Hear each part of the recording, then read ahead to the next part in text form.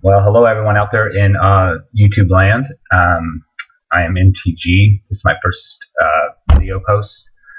I came across this idea about posting this video regarding just some certain thoughts that I had and some certain realizations, or as Oprah calls it, aha moments, and try to share them with youth who are on the verge of embarking upon their lives and moving out into the world.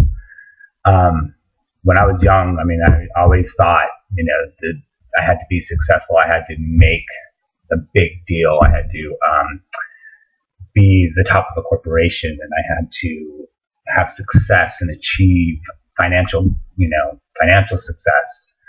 And I worked. I left high school and I worked. I was an overachiever. I just worked, and I got to that point, and I got to where I had the six-figure salary and the cool car and the hot pad, and I thought that once I got there, I would have that complete fulfillment because I was so hungry. I was hungry. I wanted to just bite off chunks of life and feed myself. And I thought that was the way you did it. That was where you went. I came from a very small town, grew up in a very religious household, and either you stayed there and you were mediocre in your financial success, or you left, and that's the only way you could survive. And so I did that and achieved those things and worked hard. Ended up in a company where they promised me the world. They promised me partial ownership. They promised me all these things, and that's the key word, things. And so I worked so hard and was working like 100 hours a week. I was sometimes sleeping under my desk. I was good at what I did, but I was just gave everything. And one day in June of 2011, the whole world came crashing down. I had pushed my body to the point that it completely gave and crashed, just completely shut down. It said I can't handle anymore. I couldn't walk. I couldn't speak. I became extremely anxious and phobic, and this has almost been a year. I was living in Chicago, 48th floor of a brand new high-rise tower, excellent apartment, beautiful views of Sears Tower, and like that, it was gone, just gone. And so the company said, hey, you're useless to us right now. We're going to let you go. And I thought to myself, whoa, wait a minute. How is this possible?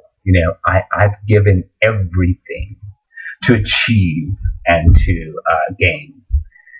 And I sat in my apartment and wallowed in my own self-pity.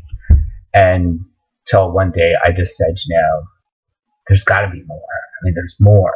There's got to be more. And so I just started really seeking out how I could, instead of pull from the world, what maybe I could give something back. Maybe I could just, not for financial reward, but maybe I could give of my talents and my abilities for financial reward, or not for financial reward. And I just started on this campaign of trying to reach out to people through social media and any other way I could, about just taking time to be selfless, taking time to give back.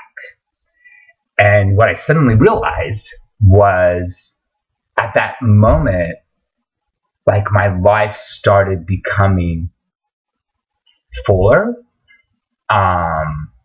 rewarding, I started having a sense of calm and peace. And so I have continued on this campaign. So I got this idea about posting my thoughts and some of my experiences and what has happened throughout this whole process on YouTube. And maybe it'll have a kindling or a liking with someone else, and or maybe I can instill some hope in someone else. And if I can do that within one person, that's completely worth it. As you can see, I can speak again. I can walk again. I do have some residual medical problems from the stress and the extended fatigue. And so I say to you young people out there, go after your dreams. Do not ever give up on your dreams. Go for your goals, but do it with balance. Do it with balance. Take time to give something back.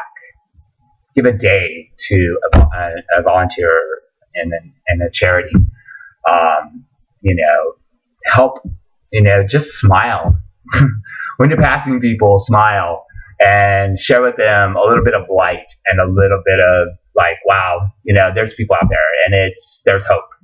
And so I'm on this campaign, and now I'm just devoting my life to trying to instill hope and teach others to live life with balance, and to be good and kind to one another, as Ellen would say. Be kind to one another. One thing that's really near and dear to my heart is It Gets Better campaign, as well as the anti-bullying.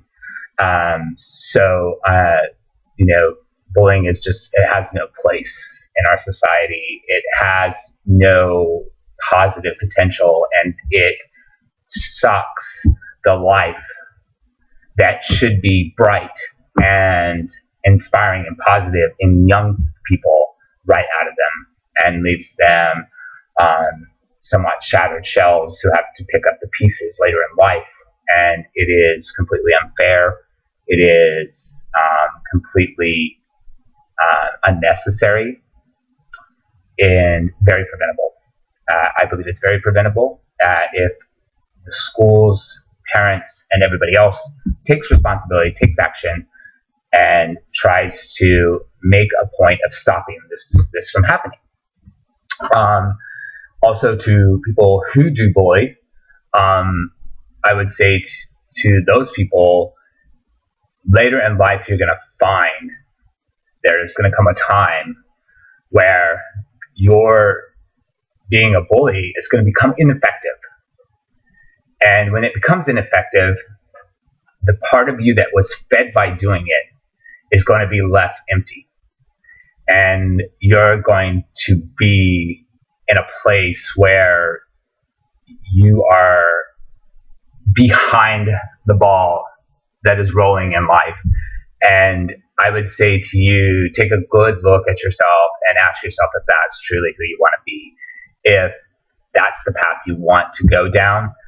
And if, I think you'll find if you just take a little time to get to know those people that you're bullying, that you will see some type of light inside of them. They matter. They are needed. They are a part of this world, and for a special reason, just as you are. And we all have choices, and making the choice that is more about others and about giving, and rather than about ourselves, the more fuller and fed you will be.